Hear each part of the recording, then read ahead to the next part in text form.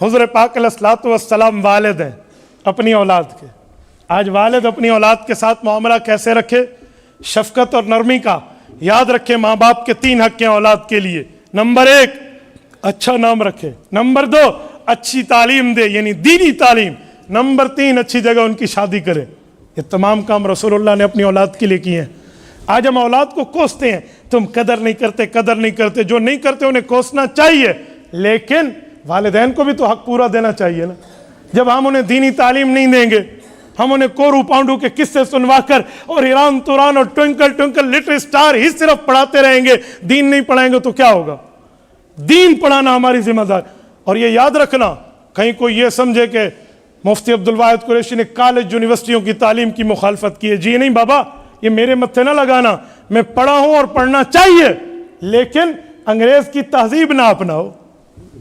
یہ پگڑی پہن کے بھی تو یونیورسٹی ٹاپ کیا جا سکتا ہے, یہ لباس رکھ کے بھی تو کالج پڑھا جا سکتا ہے, ٹخنے سے اوپر شلوار رکھ کے تو انگلش بیالوجی اور کیا کیا پڑھنا چاہے تو پڑھا جا سکتا ہے.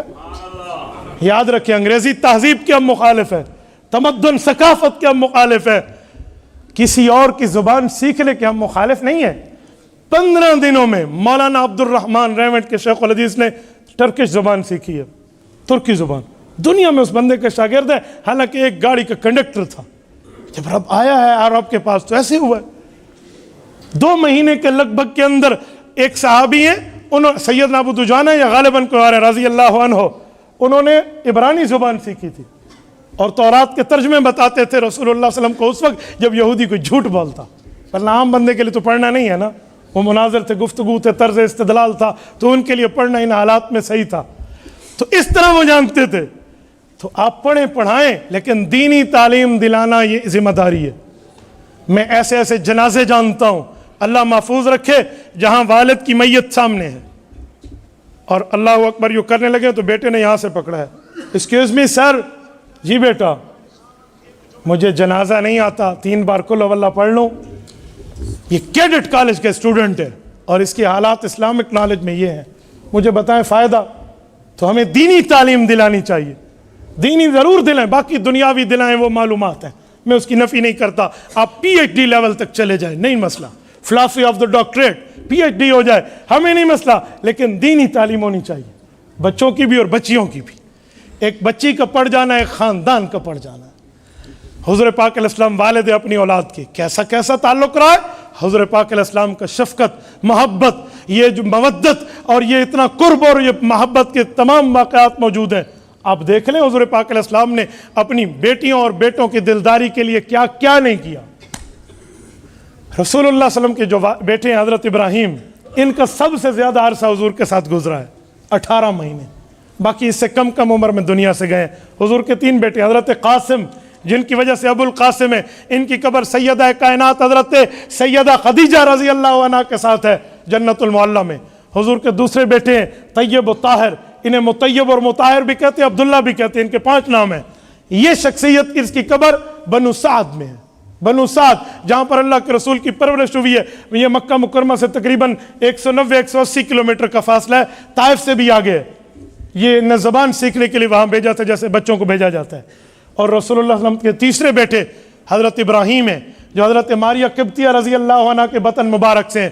ان کی وفات مدینہ پاک میں اور جنت البقیع میں حضرت عثمان بن مظعون کے بعد ان کی قبر ہے.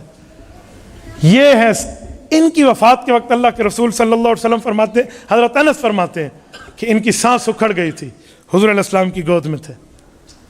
اللہ کے رسول کی آنکھوں سے آنسو جاری تھے. فرمایا یا ابراہیم انا بفراقک لمحزونون القلب یحزن والعین تدمع. بیٹے ابراہیم, تو دنیا سے جا رہا ہے اور اپنے والد کو دکھی کر کے جا رہا ہے, جس کا دل دکھ رہا ہے اور اس کی آنکھیں آنسوؤں سے برس رہی ہیں.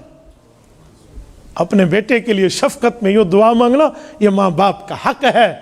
یاد رکھیں, اگر ہم اولاد کو بد دعائیں دیں گے, اولاد کو غلط کہیں گے, تو وہ ہم سے دور ہو جائیں گے, ہم سے نفرت کریں گے. ہی ہیٹ می, وہ مجھ سے پھر نفرت کرتا ہے. پھر یہ حالات ہونے ہیں. اگر ہم چاہتے ہیں اس میں تبدیلی واقع ہو تو ہمیں حضور پاک سرور کائنات کے زندگی سبق لینا چاہیے. اور بیٹیوں کے مان حضور نے سہے ہیں. سہے کیا ہیں؟ پورے کیے ہیں. سیدہ کائنات سیدہ فاطمہ الزہرا، 4 بہنیں ہیں. پہلی بہن حضور پاک کی پہلی بیٹی حضرت زینب کبریٰ، دوسری سیدہ رقیہ، تیسری ام کلثوم، چوتھی سیدہ فاطمہ رضی اللہ عنہن. حضرت زینب کے خاوند لقیط، جن کو ابو العاص ابن ربیع کہتے ہیں، یہ گرفتار ہو کر جب آئے تھے مدینہ تو ان کی رہائی میں حضرت زینب نے جو اپنے خاوند کی رہائی میں جو چیز وہ بدلے کتابت کے طور پہ، بدل رہائی کے طور پہ بھیجی ہے نا، وہ کیا تھی؟ سیدہ زینب نے وہ ہار بھیجا تھا جو اماں خدیجہ نے اپنے گلے سے اتار کے رخصتی کے وقت ان کے گلے میں پہنایا تھا. بیٹی باپ کو کچھ بھیجے تو باپ اشارے سمجھتا ہے. حضور پاک علیہ الصلوۃ والسلام نے رہائی دی ہے نا اور ہار واپس بھیجا ہے، اس کا بدلہ اس خاوند پر اثر ہوا ہے، وہ کلمہ پڑھ کے صحابی رسول بن گیا. کچھ مان بھی پورے کیے جاتے ہیں.